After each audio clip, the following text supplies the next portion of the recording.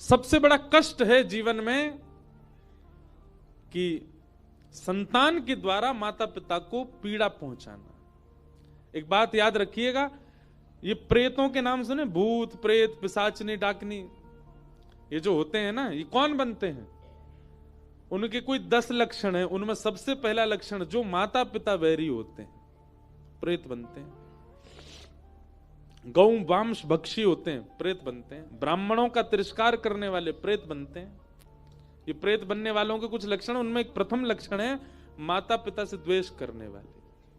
हमारी एक बात सुनिए, कई लोग पूछते हैं कि बच्चों को हम आध्यात्म पथ पर कैसे लेके आए, महाराज जी हम बच्चों को कैसे भक्ति भाव सिखाएं? हमारी बात माने तो हम स्पष्ट रूप से कहें, बच्चों को बचपन से ही हनुमान चालीसा, बच्चों को बचपन से ही गायत्री मंत्र, बच्चों को बचपन से ही श्लोक आदि, ये सब रटाना इतना आवश्यक नहीं है। बच्चों को बचपन से सबसे पहले माता पिता अपने पैर छुवाना सिखाएं, अपनी सेवा करवाना सिखाएं। दादा दादी नाना नानी इनके चरण दबाओ। जैसे ही बच्चे 5-6 साल के हो जाते हैं, रात में स्वयं बैठाओ अपने कमरे में और कहो पैर दबाओ, हमारे दबाओ, सेवा करवाओ। माता पिता और घर के श्रेष्ठ जनों का यदि वो बालक सेवक बन गया बचपन से, तो आध्यात्मिक वो अपने आप बन जाएगा एक उम्र में आके। हमने उनको बड़े जनों की, गुरुजनों की सेवा नहीं सिखाई, सीधे उनको भगवान का भगवान से पहले माता पिता गुरु के सेवक तो बने हुए। मैं घरों में जाता हूं, छोटे छोटे बच्चे गायत्री मंत्र बोल रहे हैं, अच्छा लगता है, चलो ठीक है कुछ तो सिखा रहे हैं माता पिता, पर उनको प्रणाम करना नहीं आता, उनको दंडवत करना नहीं आता। सबसे पहले मातृपितृ भक्त बनाओ बालकों को, भगवत भक्त वो अपने आप बन जाएगा। जो मातृपितृ भक्त नहीं है वो भगवत भक्त कभी नहीं बन सकता। अपनी सेवा सिखाओ।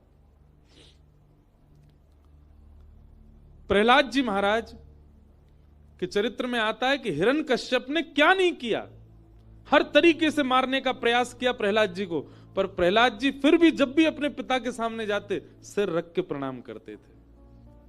और यही उनकी भक्ति थी कि इस भजन के प्रताप से मातृ पितृ में कभी दोष नहीं देखा प्रहलाद जी ने। पिताजी भले ही ठाकुर जी को कितनी भी गालियां देते थे, पर फिर भी वो यही भाव से देखते थे, ये मेरे गुरु हैं, ये मेरे पिता हैं, इन्होंने, इनकी कृपा नहीं होती तो मैं कैसे आता जीवन इस संसार में। और यही भक्ति उनकी प्रधान थी, जिसके कारण श्री नृसिंह भगवान प्रकट हुए, क्योंकि उन्होंने कभी पिता को हीन दृष्टि से नहीं देखा। आजकल के बच्चे सब कर रहे हैं, गंगा जी में नहा रहे हैं, तीर्थ भी जा रहे हैं, पर घर में बैठे लक्ष्मी नारायण माता पिता के रूप में उनको नहीं बज रहे, उनको नहीं पूज रहे। हम तो बच्चों से कहेंगे कभी कभी ना छुट्टी हुआ करे, घर में कुछ कोई आना जाना नहीं कहीं, माता पिता का ही श्रृंगार करो, उन्हीं की पत्रावली बना दो, उन्हीं को ही लक्ष्मी नारायण मान के उन्हीं की सेवा करो, उन्हीं में ही प्रत्यक्ष ठाकुर जी का दर्शन कर लो।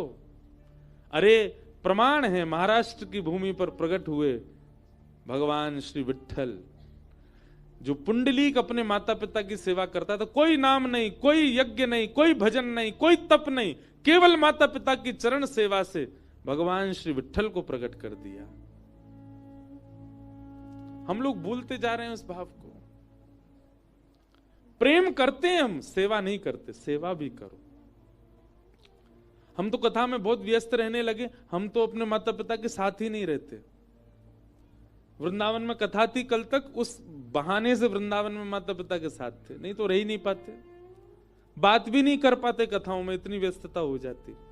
आप सब तो रहते हैं माता पिता के साथ, उनकी सेवा किया करो। ये सेवा ही आपको आगे चल करके भजन मार्ग, भक्ति मार्ग सब प्रदान करेगी।